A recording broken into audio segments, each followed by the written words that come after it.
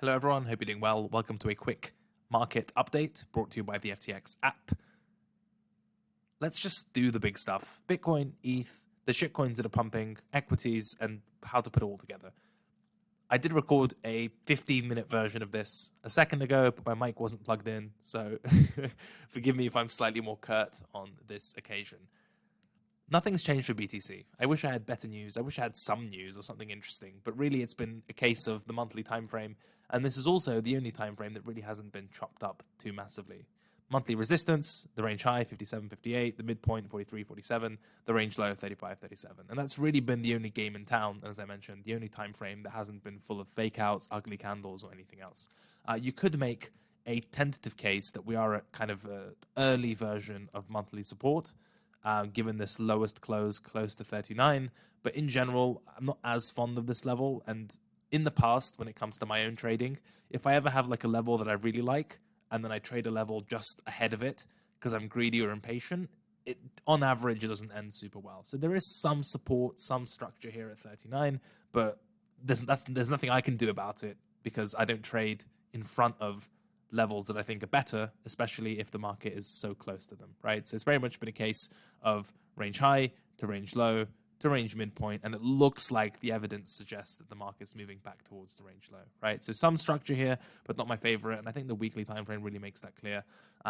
These small-bodied candles with tall wicks, and if you just look at how choppy the market's been at 38, 39K, it's just not my favorite. Could it be a good bounce spot?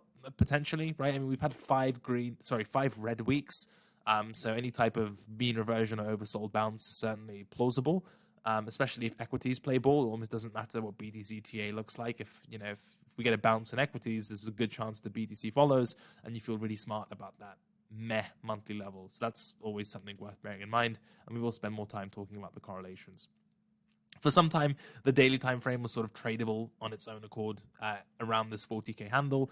You see these two green dailies with the tall wicks, both of them being Monday sell-offs, which then recovered. And the idea was maybe we get an early week puke into later week momentum, and both of those failed to really materialize because the market just got dragged down by equities pulling the rug. So medium conviction there at best, and the best levels still, I think, remain the monthly ones that we talked about, especially given that the daily, while it was semi-clear for some time, trading it as a 40K range kind of pivot line in the sand, it ultimately got chopped up, engulfed, and messed up as well. And since then, this is still very much daily downtrend-ish.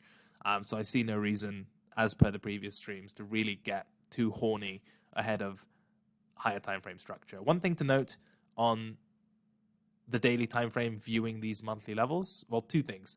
The first is that if you're more fond of the kind of continuation trade or momentum continuation or buying strength, whatever version of that makes sense to you, if you'll recall, and I've made this argument before, we've already had a pretty hideous failed breakout at 44 to 46K, where you had like 4 tests of resistance, the market broke, wasn't accepted through the range boundary, traded back within it, and has since been moving lower, right? Now, in general, when you have a very clear level, and B, a very clear failed breakout or just fake out at that level, if the market makes its way back to or back above where the fake out originated, the likelihood of continuation is much higher than the likelihood of a second fake out, right? So it's kind of a fool me once type of thing.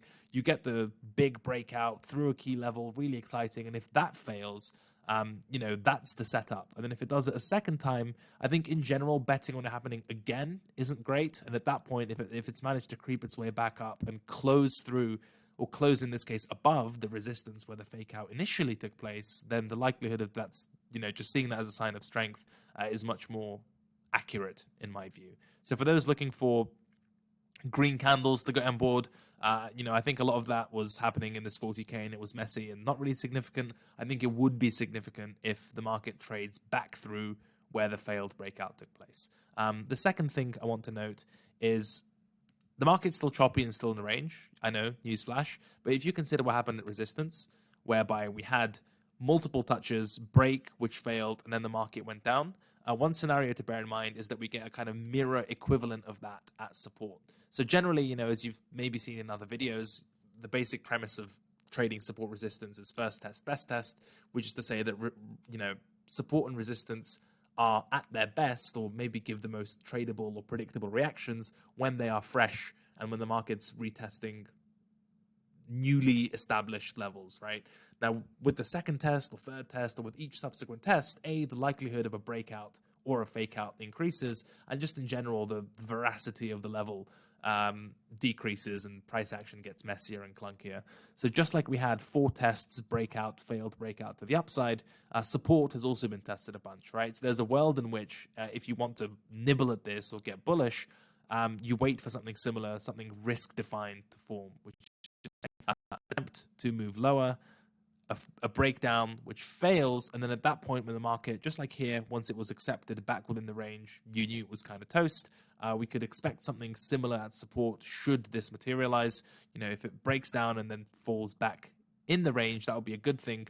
And the difference is, instead of blindly buying support for the 4th or 5th time, the fact that the failed breakout took place, A, gives you evidence of underlying demand, and B, also gives you a risk-defined setup in that you know where you're wrong. Instead of just betting on a level holding and then getting like a very deep move through it, or just the thing rolling over itself. If you think about it, the shorts that were taken at this range high were technically correct on direction, but in terms of managing that trade or execution, it was very unlikely that a lot of those positions held, given it looked like a real breakout for a while. So the same could happen here.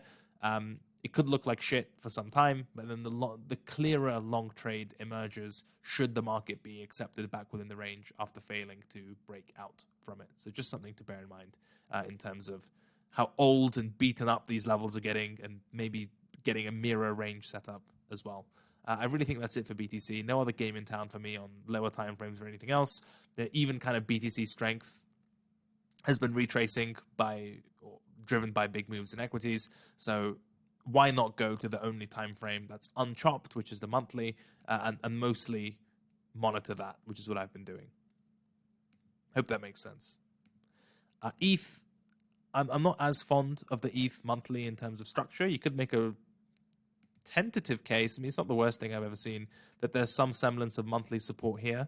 The reason I don't love it is, well, unlike the Bitcoin monthly time frame, this one's been chopped up a little bit, and also unlike BTC, 2800 isn't the range low. It isn't like the clearest do or die support where the bets are going to be very well defined. This is kind of an interim level, which I'm not as fond of.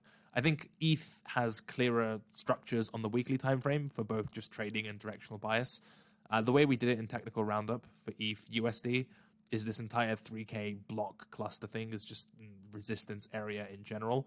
So if you're looking for, just like BTC had its fake out, and if you want strength, you want to trade back above where the fake out took place, I think you can make a very similar argument for ETH, where 3K is a big level. You had the fake out once, therefore if it trades back above there, the likelihood of continuation is much higher than the likelihood of fake out number 2, right? Especially on the higher time frames.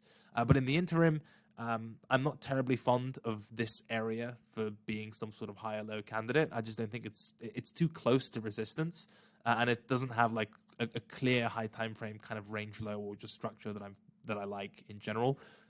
If anything, ETH has an untested range low in the form of this kind of 2K handle taken more broadly. And so if you take this somewhat generous interpretation of a range, the market's sort of in the middle of nowhere, right? The clear trade may emerge at resistance, and did when it retested, and the long trade may emerge if that's reclaimed, right? And the other clear trade is on the other side of the range, which would be the untested support structure. But here, there isn't really much that gets me terribly excited, and I don't think the daily time frame suggests otherwise either, right? This just seems kind of downtrendy for the time being. You can literally draw a line through it, and until that shifts, or until it reaches one of the structures that are actually worth trading, in my view, I'm going to be moderate, to put it kindly. No gray box equals bad. How's that? As to the macro stuff, Kruger Macro posted something interesting, that Bitcoin's performance year to date, the returns are better than the NASDAQ, which is like an insane statistic. NASDAQ doesn't look great, and our correlations with NASDAQ are still high, and tapering, tightening, hiking, whatever macro terminology you want to use is still going on. Maybe we've seen peak inflation. I'd certainly like to believe that, but that doesn't mean we've seen peak tightening, right? So that could still be a thing, and is likely still going to be a thing. I'm not going to do too much TA on this, given I don't think it has like a ton of predictive power. I don't have experience trading this either. But it does appear to be the case that, if we take the most recent cluster for price, this one here on the monthly, that looks to be breaking after holding for essentially a quarter, right? And then the next one is some way lower down. And I think if we see this type of unwind in the NASDAQ, the likelihood of a decoupling is pretty low, or Bitcoin would need to be really strong to hold 30K if this really starts to pick up steam and accelerate, right? And you can kind of see these aren't completely appalling or illogical levels on the higher time frames. Market structure does well in general when you're looking at markets. And so I don't think this is totally delusional to highlight these areas of support and resistance more broadly. We did something similar, you'll recall, on the S&P when we talked about this area being a potential lower high candidate for the market as a whole. And it was, right? So it's not, maybe it's complete voodoo nonsense, but there is some semblance of rhyme and reason when it comes to high time frame market structure. We're not being complete lunatics, I don't think, not entirely unreasonable. And similar story here, right? The market essentially paused at a monthly cluster where we had some bounces and things, the dumping slowed down. And at the moment, again, it hasn't closed, and just monthly closes in general. I mean, it's going to close like this, most likely, by the time the market opens, just looking at the date. If this is a range breakdown on the higher time frames, then, I mean, the next one is quite far away in terms of similar type of structures. Maybe we can be a bit more generous and 3,900, 3,800, whatever, but in any case, a range breakdown on the higher time frame would not be great. So two things I want to note on just the S&P and macro drivers. The first is that, yes, if the floor continues to fall out of these, I don't think the likelihood of a decoupling is super high. At least I haven't seen like great evidence of a decoupling. And if you think about like some of the worst trades that have manifested over the last few months when it comes to the macro, certainly the decoupling trade has to be up there, right? Like, how many times have you seen tweets suggesting that, NASDAQ's down 2% and Bitcoin's up 1%, it's a decoupling, or, one of them goes down for a day and the other one goes up for a day, specifically BTC, and that's a decoupling or relative strength or whatever. And those arguments have all aged very poorly, and they've cost those trades money, and they've just been bad ideas in general. So I think taking a charitable version of that, if you're going to be making an argument for decoupling, you should, I think, rely on at least one of these two things, if not both. The first is the decoupling should exist for some meaningful period of time, not just one session, not just one candlestick, maybe like a week or two of trading, so there's some meaningful data to go from, and not just these rogue candlesticks. The second point I'll make as to establishing a compelling case for decoupling would be the magnitude of the decoupling, right? So if NASDAQ goes down 2% and Bitcoin goes up 1%, like, why should I care? That's not compelling, right? But if NASDAQ goes down 10% and Bitcoin goes up 10%, right? NASDAQ going down 10% would be a disaster. But, if one goes down 5% and Bitcoin goes up 10%, then maybe that type of the magnitude of the divergence is high enough to become interesting, right? Maybe that's some Bitcoin exit pump going on if that has to be the case. But in any way, in any case, it'll be much more compelling than these paltry few percent divergences. So you either want a longer divergence between Bitcoin and NASDAQ to make a case for decoupling, or you want a bigger divergence between Bitcoin and NASDAQ to make a case for decoupling. These one-day divergences with 1 or 2% separating them just haven't been good enough. And I think it's time to raise the kind of evidentiary threshold, if you will, for what qualifies as a decoupling. That's my view there. Let's talk about trendy stuff. Some general commentary. APE and GMT are almost mirroring Bitcoin and ETH volumes, which may sound good and fun, but really it's not that great in general, because it suggests that liquidity in general in the market has been pretty shit. If you look at volume across just all the perps, it's not been great. OTC desks, Frank Shapiro was tweeting, volumes are down 10-20%, maybe because of the conference, but just in general it's been kind of anemic.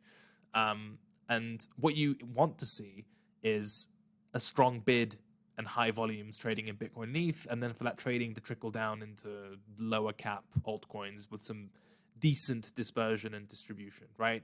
And that suggests speculation more broadly. It suggests retail interest. It suggests different types of speculators betting on kind of leading, lagging pairs, so on and so forth.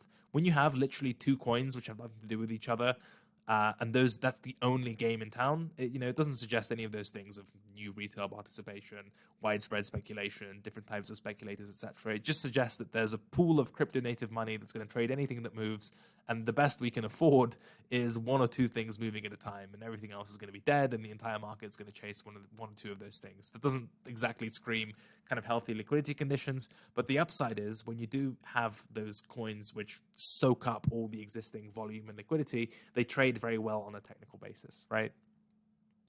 So what does this mean for GMT? Quite simply, higher time frame is if this thing nukes, the structure to look for oversold bounces is between 2.2 and 2.4. This is just based off basic candle structure, as you'll recall when you have impulse, consolidation. Ooh, that's not what I went to do. Hold on. Impulse, consolidation, etc. When you get that type of pattern, the sharp pullbacks often end up at these pre-impulse consolidation structures, and those are the ones where you get your support resistance, even in a seemingly up-only market like this, right? So we can superimpose that on the higher time frames here. Not going to use magnet mode. You can kind of just eyeball where the levels are anyway.